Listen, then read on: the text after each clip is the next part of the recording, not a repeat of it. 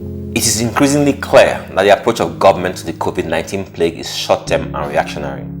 Even though we are aware that over 100,000 people across the world have died and the world economy is being decimated, there's this sense that our government and some Nigerians feel we are immune to this, or that at best its effects will be short-term. We are adopting measures of countries that have nothing in common with us. We are trying to spend our way out of this, and we are spending in the wrong direction. We have imposed complete lockdowns in a country that has no social safety net for the poor. And even though we are now trying to introduce palliatives, this is being done in the most opaque and cultish manner. There's no transparency whatsoever, and even the governors have had to speak out against the system being implemented. As is usual with this government, it seems they seize every opportunity to further divide the nation, forgetting that hunger has no tribe or religion. I don't believe the people who have gathered in some of the protests we have seen have asked each other their tribe or religion before being allowed to join the protest. Atedo Peterside has again spoken truth to power on the plan of the CBN to spend trillions to boost an economy when there's a global shutdown. He knows more than most of us how that money will be frittered away. We have also heard that the government will only support those who are below 5,000 naira in their accounts.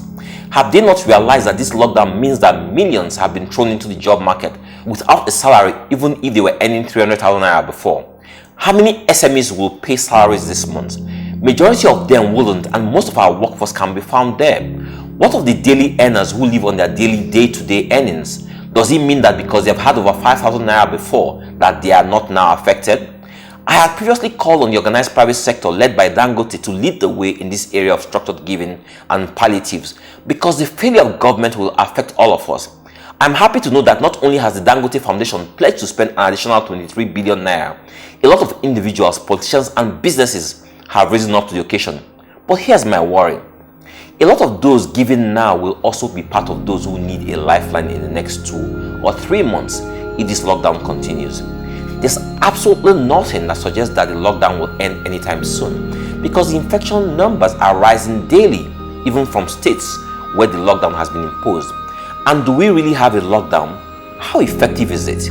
If our containment strategy is a lockdown that is not being obeyed or fully enforced, then we're in trouble.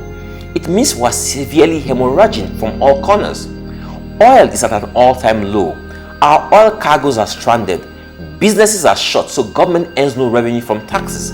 Our government is in a long queue to borrow like most nations. The lockdown means that nobody is farming in a planting season. This also implies famine.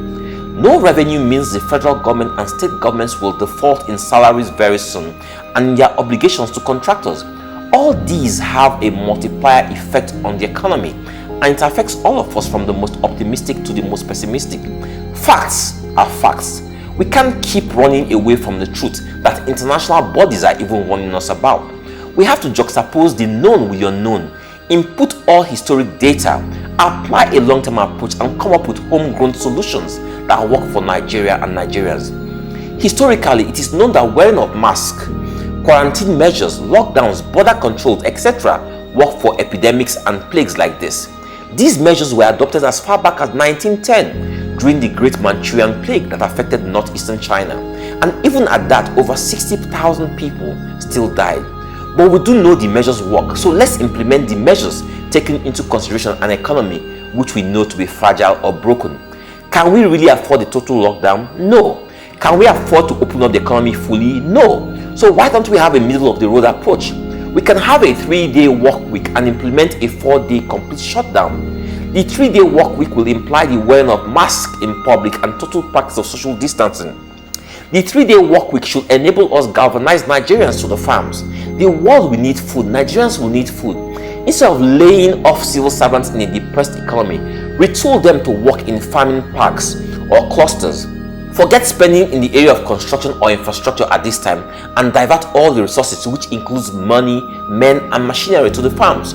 We have managed without good roads for decades. We can manage for another 2 years. The south is particularly vulnerable because of the forest vegetation, which is where heavy construction machinery will be useful.